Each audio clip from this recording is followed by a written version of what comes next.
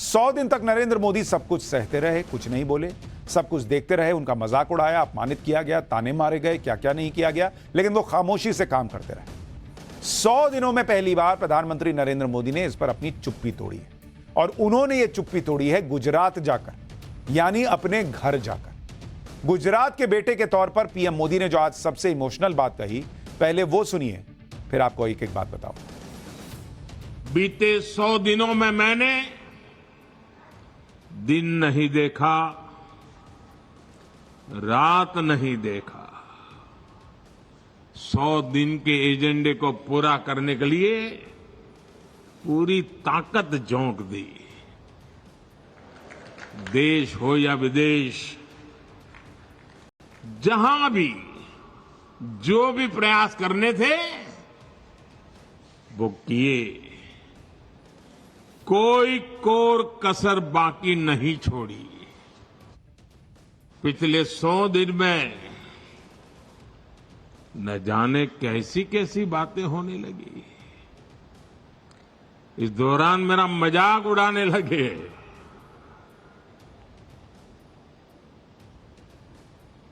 मोदी का मखौल उड़ाने लगे, भांति भांति के तर्क वितर्क बताते रहे, मजा लेते थे, और लोग भी हैरान थे कि मोदी क्या कर रहा है, क्यों चुप है, इतनी मजाक हो रही है, इतना अपमान हो रहा है। लोग ये बातें तो कर रहे थे कि नरेंद्र मोदी कुछ बोल क्यों नहीं रहे। आज नरेंद्र मोदी ने इसकी वजह भी बताई। सरकार बनने के बाद 100 दिनों में पीएम मोदी को क्या क्या नहीं कहा गया, लेकिन उसका जवाब बिना वर्बली दिए हुए पीएम मोदी अपने काम से देते रहे। आप देखिए अपमान वर्सेस काम का अंतर। कहा गया कि पीएम मोदी का कॉन्फिडेंस खत्म हो गया है, लेकिन मोदी ये सब सुनते रहे, और 100 दिन में मोदी सरकार ने 15 लाख करोड़ से ज्यादा के प्रोजेक्ट शुरू कर दिए।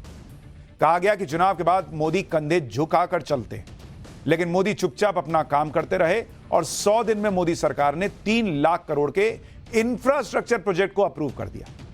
100 दिन में विपक्ष ने बार बार कहा कि सरकार उनकी है, लेकिन सिस्टम हमारा है। लेकिन ये सब कहने वाले कहते रह गए। नरेंद्र मोदी के तीसरे कार्यकाल के 100 दिन में सालाना 1 लाख रुपए से ज्यादा कमाने वाली लखपति दीदी की संख्या 11 लाख बढ़ गई। इंडी गठबंधन आरोप लगाता रहा कि ये कमजोर है और बैसाखी सरकार है। उधर मोदी सरकार बिना कुछ कहे अपना काम करती रही, और 100 दिनों में किसानों के सम्मान निधि और फसलों की एमएसपी बढ़ा दी गई। आरोप लगाया गया कि यूटर्न वाली सरकार है। ये सब भी पीएम मोदी देखते सुनते रहे और गरीबों के लिए काम करते रहे। 100 दिनों में 3 करोड़ नए घर बनाने का फैसला लिया गया, यानी प्रधानमंत्री का मजाक बनाया जाता रहा, उन्हें अपमानित किया जाता रहा, और वो चुपचाप काम करते रहे। आज गुजरात में पीएम मोदी ने खुद बताया इस चुप्पी की वजह को। सुनिए एक बार। इन मेरे गुजरात के भाइयों बहनों, ये सरदार पटेल की भूमि से पैदा हुआ बेटा है।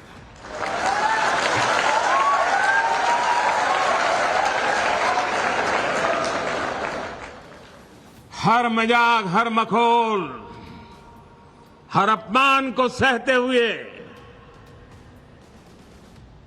एक प्रण लेकर के 100 दिन मैंने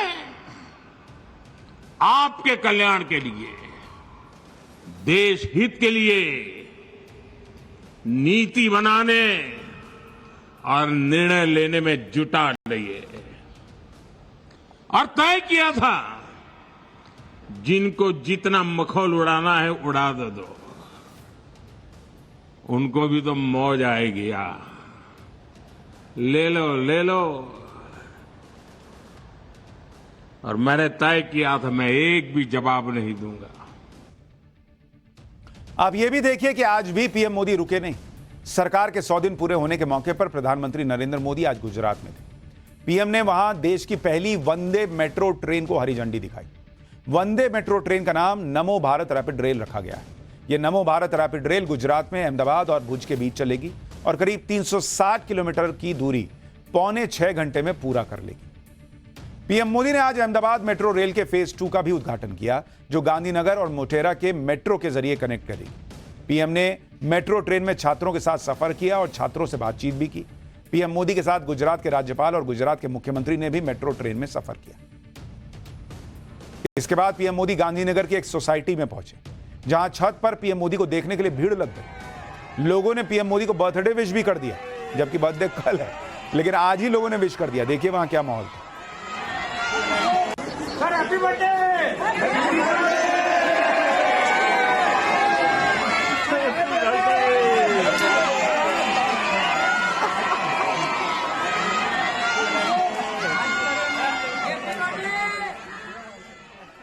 यानी इधर मजाक उड़ाने वाले मजाक उड़ाते रह गए, उधर नरेंद्र मोदी चुपचाप अपने काम में लगे रहे। ये होती है राजनीति, ये होता है राजनीति करने का अंतर। ये वो राजनीति नहीं है जिसमें जनता के काम हो ना हो केजरीवाल की तरह कुर्सी नहीं छोड़नी।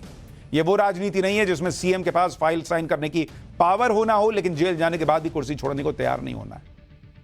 फिर जब लगा कि चुनाव करीब आ गए, जनता हिसाब मांगेगी, तो अचानक एक दिन स्टंटबाजी होने लगती है कि अरे इस्तीफा दे देना चाहिए। सुनिए केजरीवाल ने इस बार जेल से बाहर आने पर कैसे सीएम की कुर्सी छोड़ने का नया सियासी स्टंट किया। वो बयान एक बार सुन लीजिए, याद दिलाता हूं। उसके बाद इसके पीछे की एक एक खबर और वजह बताता हूं आपको कि ये क्या हो रहा है और क्यों हो रहा है। 2 तारीख को मेरे को वापस जाना है। 4 तारीख के नतीजे में जेल से देख रहा हूंगा। अगर आपने मेहनत की और अगर इंडिया का गठबंधन जीत गया तो मैं 5 तारीख को वापस आ जाऊंगा, और अगर आपकी मेहनत में कमजोरी रह गई तो फिर देखो कब मिलेंगे। यह उन्होंने चुनाव के वक्त कहा था।